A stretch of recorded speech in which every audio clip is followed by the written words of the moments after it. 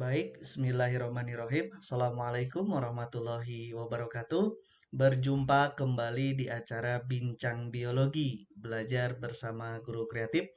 Insya Allah pada kesempatan kali ini kita masih tetap akan membahas di dalam acara sukses UTBK dan ujian mandiri di tahun ini.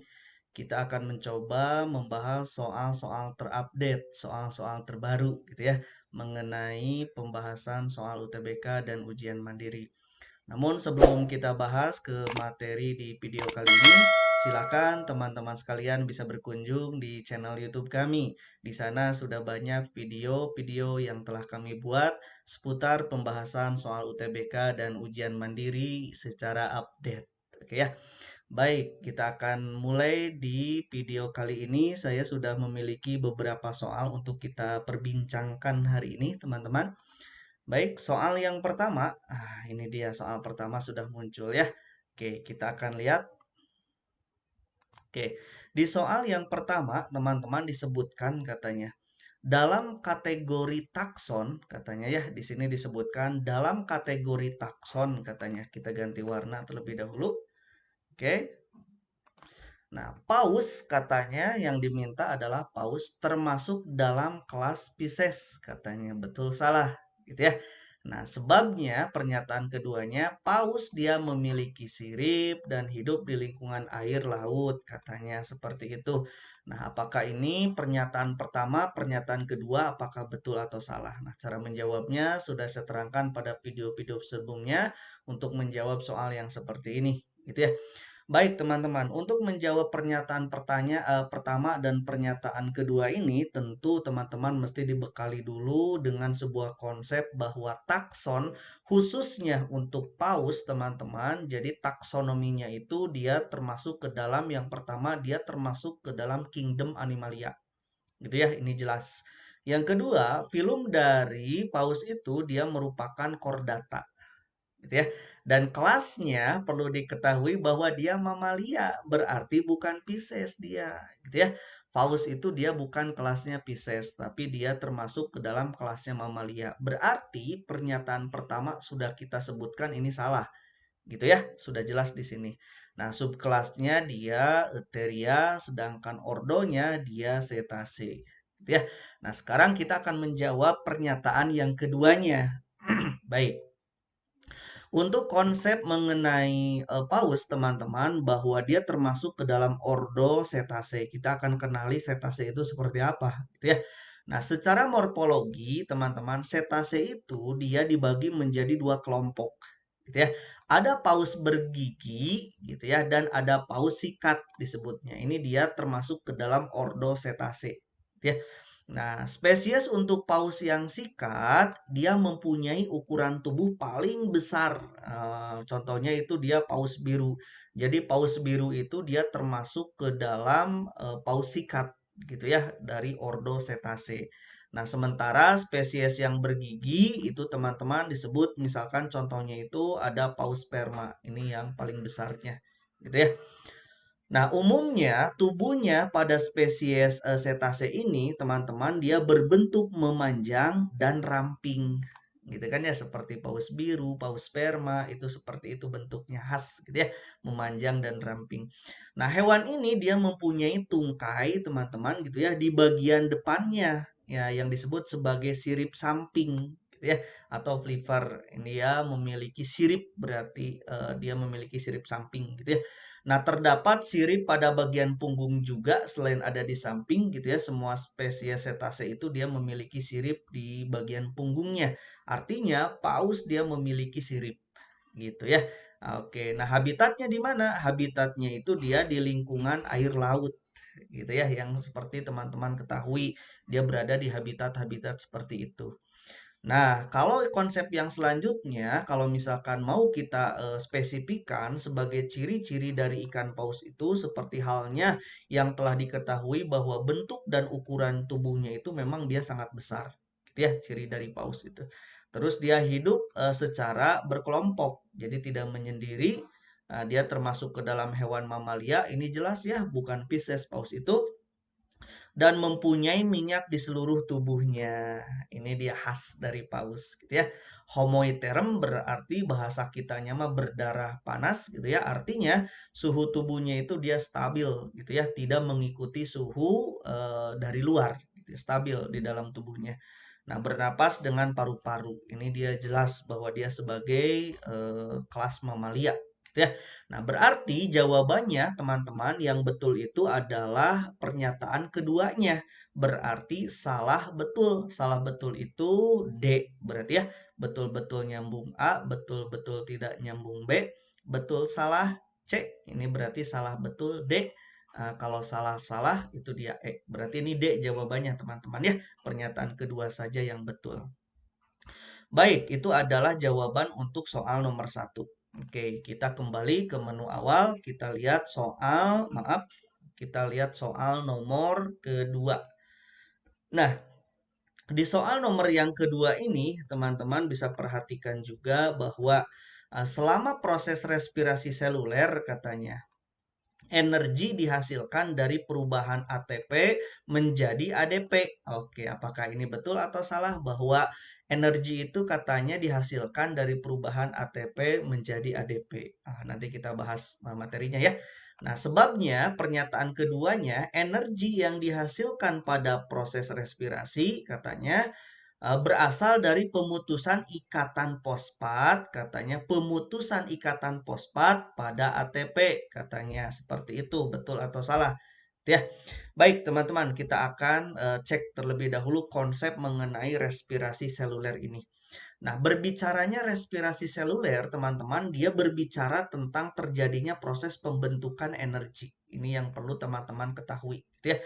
Dari mana proses pembentukan energinya itu? Dia melibatkan proses yang disebut sebagai reaksi katabolisme atau reaksi pemecahan senyawa yang sifatnya kompleks, gitu ya, menjadi senyawa sederhana yang nantinya dihasilkan energi. Seperti itu ya, itu dia konsep yang pertama. Nah, konsep yang kedua, teman-teman, nanti ada beberapa tahapan di dalam respirasi seluler yang melibatkan reaksi katabolisme, gitu ya. Nanti memang ada yang menggunakan energi dari hasil pemecahan ATP-nya menjadi ADP, gitu kan ya. Akan tetapi sebagian besar pada reaksi-reaksi katabolisme itu dia tahapannya itu justru yang paling besar itu adalah di dalam proses penghasilan energi, gitu ya. Oke, yang tersimpan dari mana? Yang tersimpan dalam bentuk ATP, nanti ATP-nya itu dipecah gitu ya menjadi ADP, baru energinya dia lepas. Nah, ini dia konsepnya ya.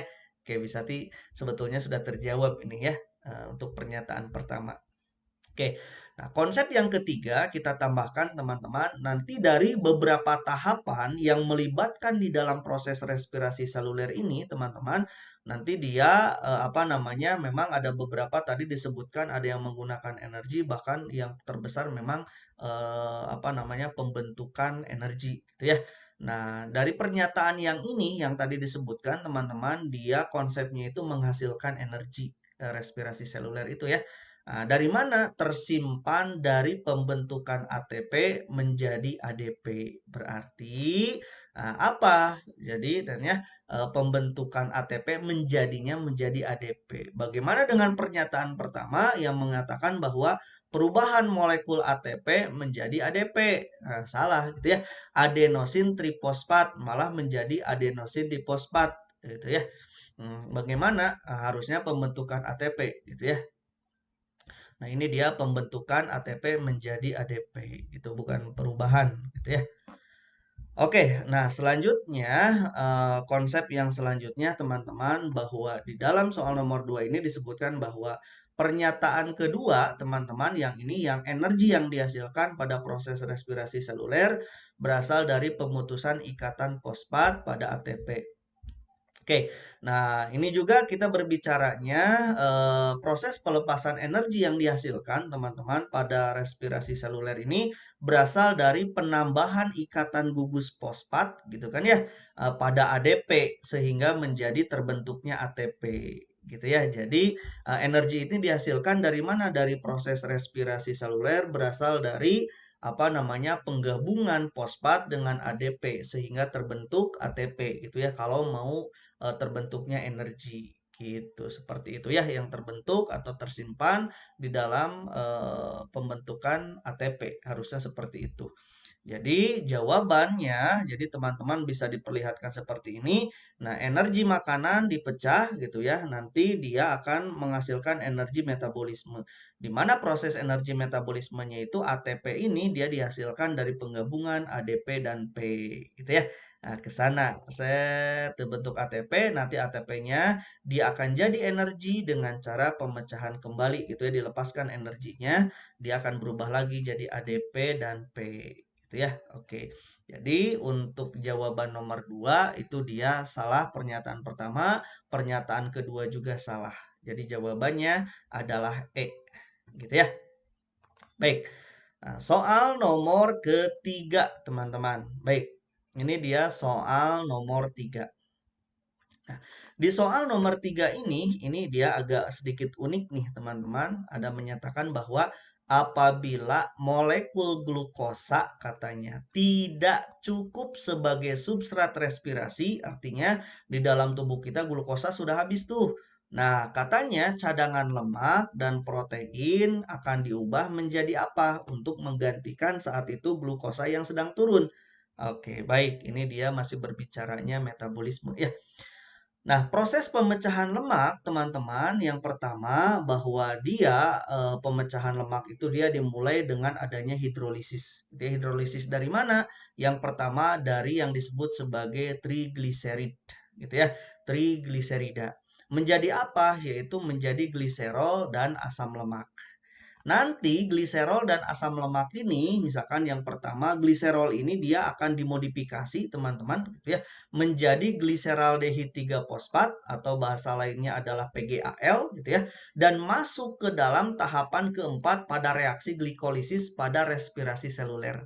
Menjadi apa? Menjadi asam piruvat yang nantinya akan masuk ke dalam siklus Krebs, namun pertama kalinya dirubah dulu jadi asetil-CoA.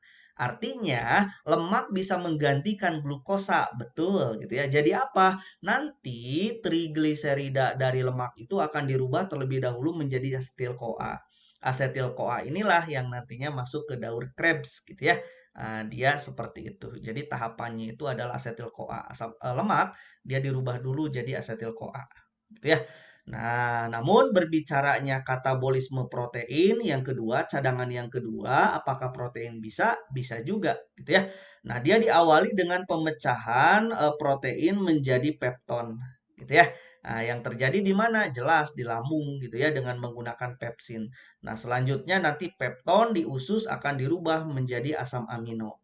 Nah, jika protein sudah jadi monomernya, yaitu asam amino, maka asam amino dia akan mengalami deaminasi terlebih dahulu.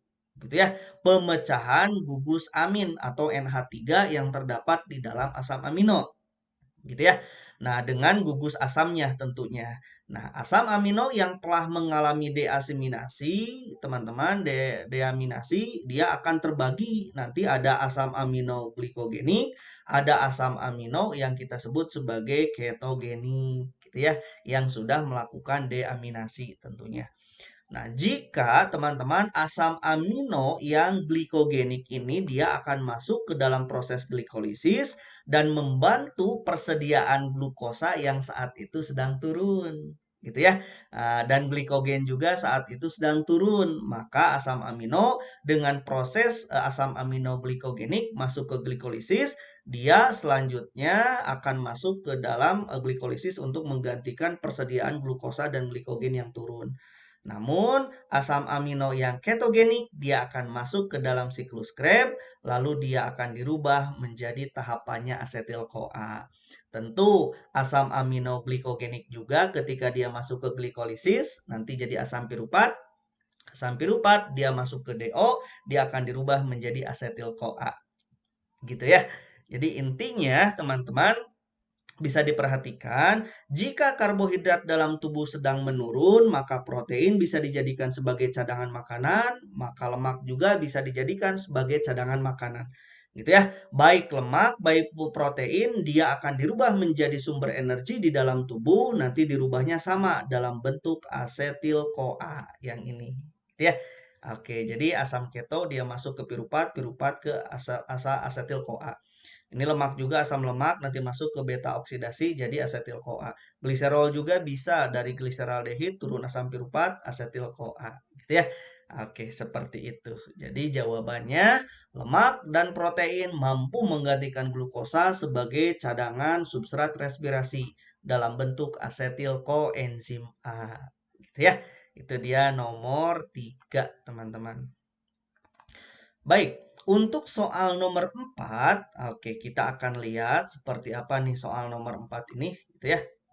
Oke, di soal nomor 4, teman-teman disebutkan bahwa produk antara dari oksidasi glukosa yang dapat digunakan untuk sintesis lemak. Jadi diminta produk oksidasi glukosa ya, produk antaranya yang bisa disintesis menjadi lemak. Oke, kita akan perlihatkan konsepnya dulu. Teman-teman, seperti yang diketahui bahwa lemak dia dapat disintesis itu selain dari karbohidrat, dia juga bisa disintesis dari bahan yang disebut sebagai protein gitu ya, khususnya di dalam proses metabolisme. Nanti ketiga zat tersebut dia mampu bertemu di dalam reaksi yang disebut sebagai siklus Krebs. Nah, dari mana? Yang tadi ya berhubungan dengan soal nomor 3 bahwa karbohidrat, bahwa protein, bahwa lemak semuanya itu bisa dirubah dalam bentuk asetil koenzim A. Nah, asetil koenzim A ini bisa dibentuk jadi lemak, bisa dibentuk kembali jadi karbohidrat, bisa dibentuk kembali menjadi protein. Artinya dari bahan asetil koenzim A ini berarti mampu dirubah menjadi lemak. Gitu ya, ataupun karbohidrat ataupun protein. Nah, itu dia konsep yang pertama. Nah, sehingga ketiga macam senyawa tadi, teman-teman, lemak, karbohidrat, dan protein, dia saling mengisi sebagai bahan pembentuk karbohidrat, bahan protein, ataupun bahan untuk pembentukan lemak. Gitu ya, hanya dari asetil-CoA. Gitu ya. Nah, lemak dapat dibentuk dari protein, bisa. Lemak dapat dibentuk dari karbohidrat, bisa. Atau sebaliknya, karbohidrat dapat dibentuk dari lemak ataupun dari protein dan seterusnya. Protein pun begitu. Gitu ya, konsepnya saling mengisi. Oke. Nah, selanjutnya, berbicaranya sintesis lemak dari karbohidrat, misalkan pembentukannya dikarenakan soal mintanya lemak dari karbohidrat, maka bisa jadi glukosa itu akan dipecah menjadi asam pirupat bisa dirubah jadi gliserol. Atau yang kedua, glukosa akan diubah menjadi gula fosfat gitu ya, lalu akan dirubah menjadi asetil-CoA jadi asam lemak gitu ya. Jadi bisa dalam bentuk apa namanya asam pirupat ataupun dalam bentuk asetil-CoA. Hanya kalau yang apa namanya konsep sampai terurutnya sampai jadi energinya itu memang bahannya dari asetil-CoA gitu ya, ditarik yang utamanya dari asetil-CoA. Asetil-CoA dirubah jadi asam pirupat, lalu dia akan berubah gliserol. Atau asetil-CoA akan langsung dirubah menjadi asam lemak. Gitu ya, dari situ. Namun, misalkan kalau ada pertanyaan sintesa lemak, misalkan sintesis lemak, kalau dari protein bagaimana? Sama aja. Protein dibentuk asam amino gitu ya, maksud dibentuk itu dipecah sampai menjadi monomernya yaitu asam amino. Asam amino dia akan dirubah menjadi asetil-CoA, asetil-CoA bisa dirubah menjadi asam lemak, gitu ya. Jadi konsepnya bahan oksidasi glukosa yang dapat digunakan untuk sintesis lemak yaitu bahannya itu teman-teman apa namanya? Itu dari asetil koenzim A, gitu ya. Dari asetil koenzim A dari sini. Gitu ya, itu soal nomor 4. Oke, sekarang kita balik ke soal nomor selanjutnya, yaitu soal nomor kelima. Ini dia, teman-teman. Oke, mau diperhatikan soal nomor 5. Fotosistem katanya yang berperan dalam penangkapan energi cahaya, oke, khususnya cahaya matahari ya, tersusun atas klorofil A dan perangkat lainnya. Berupa apa? Oke, diminta adalah penyusun fotosistem. Selain klorofil A, perangkat lainnya apa? Oke, baik, kita akan bahas. Nah, teman-teman, ini fotosistem berarti berbicaranya proses fotosintesis pada reaksi terang. Ingat-ingat, gitu ya. Itu dia berbicaranya photosystem. Nah, berbicara reaksi terang itu dia teman-teman terjadi pada suatu perangkat yang disebut sebagai tilakoid, gitu ya, yang dikenal dengan nama photosystem. Nah, yang diminta adalah photosystemnya sekarang. Nah, photosystem ini teman-teman merupakan unit khusus untuk penangkap energi matahari atau yang kita sebut sebagai foton. Itu dia photosystem, gitu ya. Nah, kalau tidak ada photosystem, maka energi matahari itu tidak bisa ditangkap oleh tumbuhan. Gitu ya, itu konsep yang pertama. Konsep yang kedua bahwa fotosistem tersebut dia terdiri dari yang pertama ada klorofil A, ada kompleks antena, dan ada akseptor elektron. Nah, ini jawabannya sudah kejawab ya. Oke, nanti klorofil buat apa? Klorofil itu dia berperan sebagai pusat reaksi di dalam reaksi terang. Gitu ya. Nah, kompleks antena buat apa? Kompleks antena terdiri dari beberapa macam klorofil nanti. Ada klorofil A, nanti yang berwarna hijau muda, klorofil B yang berwarna hijau tua gitu ya, dan pigmen lainnya seperti karoten berwarna kuning hingga jingga gitu ya. Di situ ada pigmen-pigmen kalau kompleks antena. Sedangkan akseptor elektron dia merupakan penerima elektron gitu ya. Contohnya apa?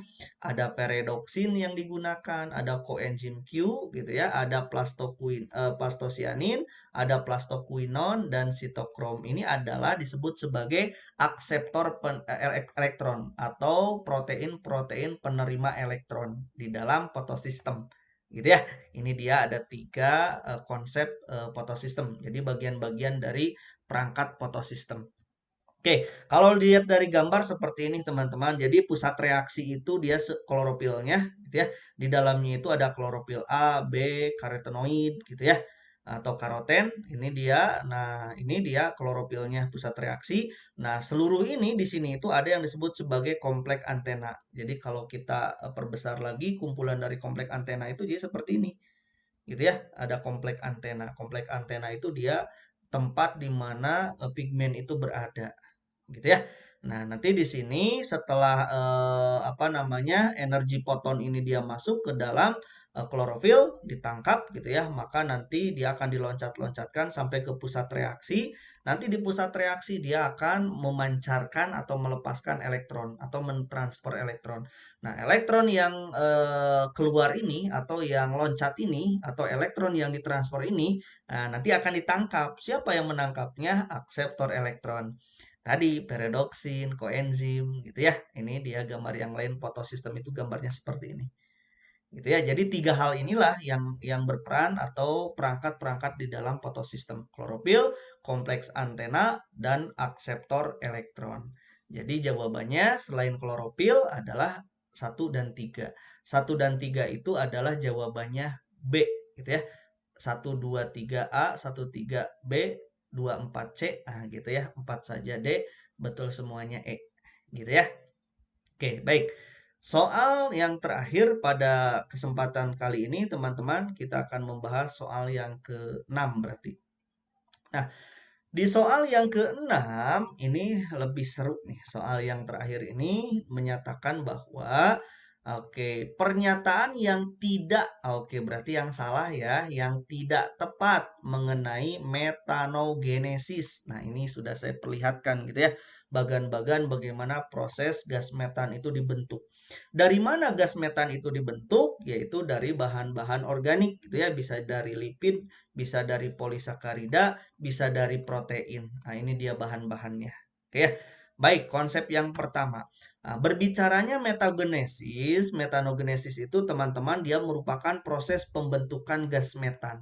Dari mana? Dari senyawa-senyawa yang dihasilkan pada asetogenesis, yaitu nanti di sana pasti melibatkan hidrogen, nanti melibatkan HCCO minus, juga melibatkan asetat gitu ya, CH3COO minus.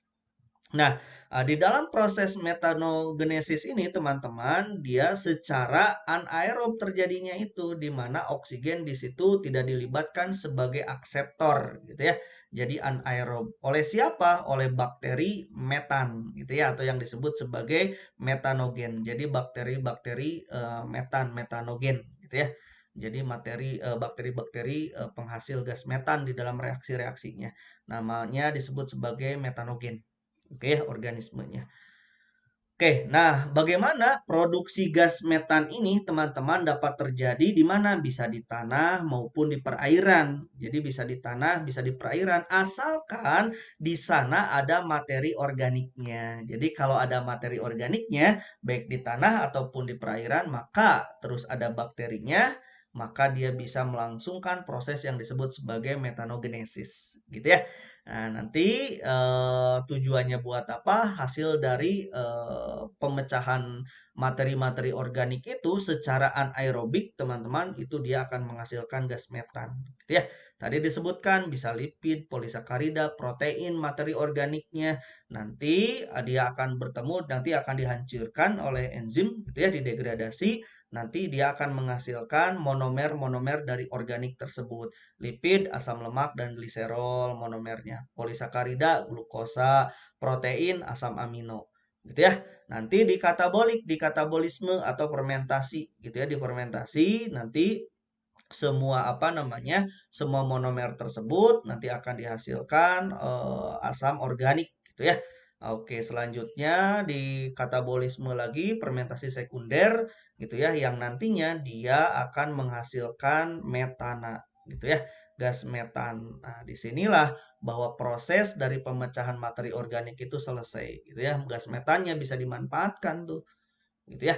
Oke, nah sekarang yang tidak tepat mana berdasarkan konsep yang telah dijelaskan, maka yang tidak tepat itu adalah gas metan dihasilkan dari reaksi air dan karbon dioksida. Ini salah gitu ya, dari reaksi-reaksi materi organik tentunya ya. Oke, seperti itu ya. Nah, ini sudah betul semuanya dari A, B, C sampai E ini betul, yang salah adalah yang D gitu. Baik, itu teman-teman pernyataannya untuk khusus jawaban nomor terakhir yaitu nomor 6. Oke ya. Nah, selanjutnya saya ucapkan terima kasih. Jadi silakan teman-teman bisa mengunjungi YouTube channel kami. Di sana juga sudah dibahas banyak soal-soal yang terupdate gitu ya, berbicara UTBK, berbicara ujian mandiri berkenaan dengan soal dan pembahasan materi untuk persiapan teman-teman menghadapi UTBK dan ujian mandiri di tahun ini. Ya, silahkan bisa dimanfaatkan. Itu saja yang bisa disampaikan. Mudah-mudahan bermanfaat. Assalamualaikum warahmatullahi wabarakatuh.